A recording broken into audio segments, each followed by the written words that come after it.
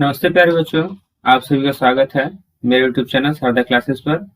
आज हम UP board के क्लास 6 के मैथ के दूसरे चैप्टर पूर्ण संख्याएं के अभ्यास 2B के क्वेश्चन को सॉल्व करेंगे। तो चलिए शुरू करते हैं आज का वीडियो।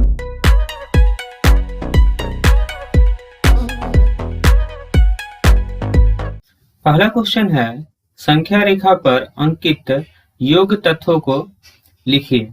अब यहाँ एक संख्या रेखा दिया गया है जिसमें एक योग तथ्य छिपा हुआ है और उसे हमें लिखना है। ठीक, तो देखिए संख्या रेखा पर शून्य, यह पूर्ण संख्याओं की संख्या रेखा है। तो शून्य से जो पहली दूरी है वह 4 तक की है। ठीक, तो हम 4 लिखेंगे प्लस, अब यहाँ शून्य से 4 से हम आगे की तरफ और बढ़ रहे हैं। तो हम यह देखेंगे कि 4 से हम कितने कदम आगे बढ़ रहे हैं, कितने बिंदु आगे बढ़ रहे हैं। तो देखिए यह हो गया 1 2 3 4 5, 5 बिंदु हम आगे की तरफ बढ़ रहे हैं। तो 4 में हम 5 जोड़ेंगे। अब जब 4 और 5 को जोड़ते हैं तो 9 प्राप्त होता है। ठीक है, और देखिए यह दूरी जो बताई जा रही है यह 0 से लेकर 9 तक की दूरी है और यह 4 और 5 का योग है। ठीक है, तो पहला जो योग तथ्य है वह हमारा 4 + 5 = 9। ठीक है, अब हम दूसरे को देखेंगे। तो दूसरे में जो पहली दूरी है वह 0 से 5 तक की है। तो हम यहाँ लिखेंगे 5 प्लस, अब 5 से यह 11 तक के दूरी तय कर रहा है। तो 5 से 11 के बीच में कुल कितने बिंदु हैं? तो 1 2 3 4 5 और 11 वाले को भी शामिल करेंगे तो 6। तो कुल 6 बिंदु दूर है। ठीक, तो 5 और 6 को जोड़ेंगे तो यह हमें 11 के रूप में प्राप्त होगा और यह जो लाइन है यह हमें 11 तक की दूरी को बतलाता है। ठीक है, तो इस प्रकार दूसरे वाले का आंसर हमारा होगा 5 + 6 = 11।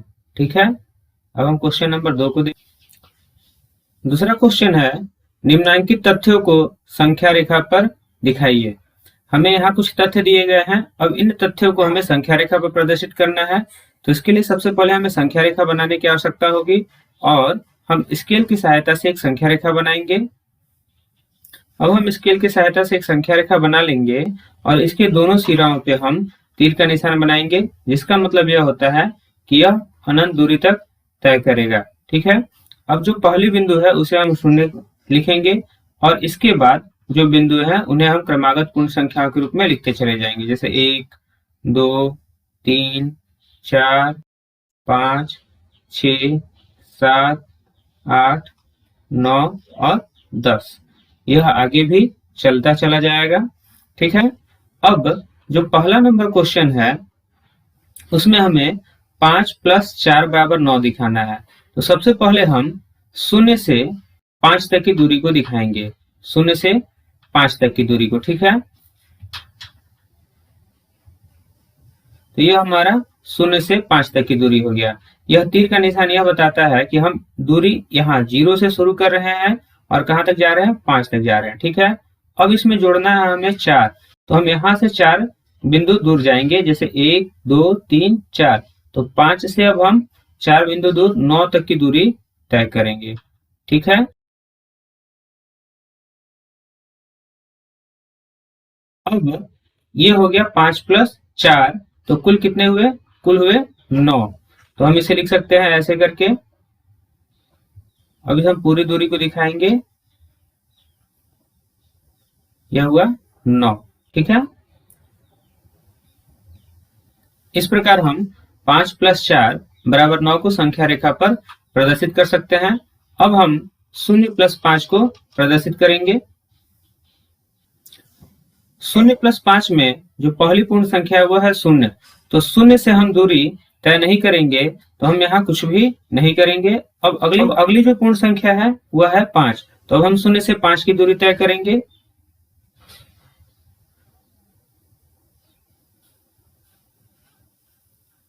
तो हमें 0 + 5 = 5 को हम इस तरह से संख्या रेखा पर प्रदर्शित कर सकते हैं। अब हम तीसरे नंबर को करेंगे। तीसरा नंबर है 2 + 3 + 4 = 9। तो सबसे पहले हम 0 से 2 की दूरी तय करेंगे।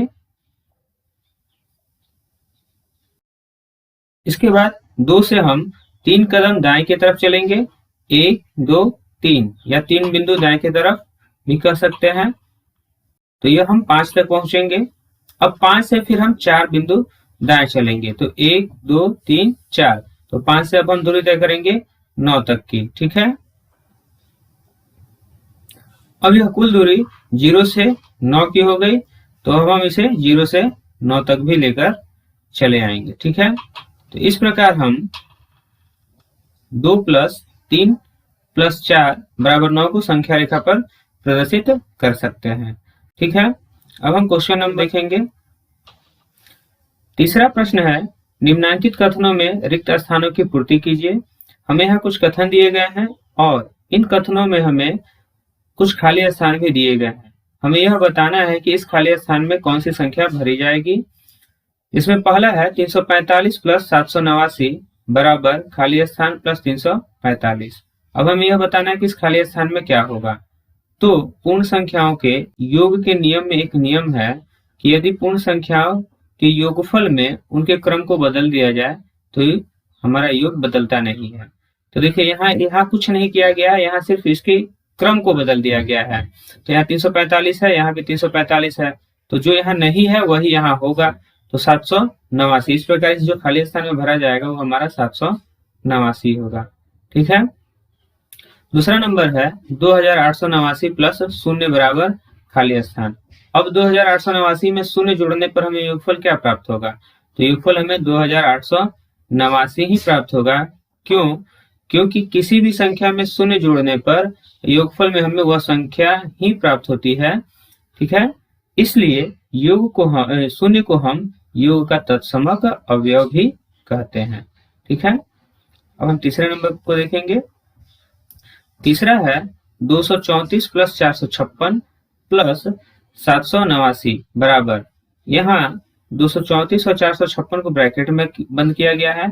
ठीक है, अब बराबर के बाद खाली स्थान है और प्लस ब्रैकेट 456 + 789 ब्रैकेट बंद।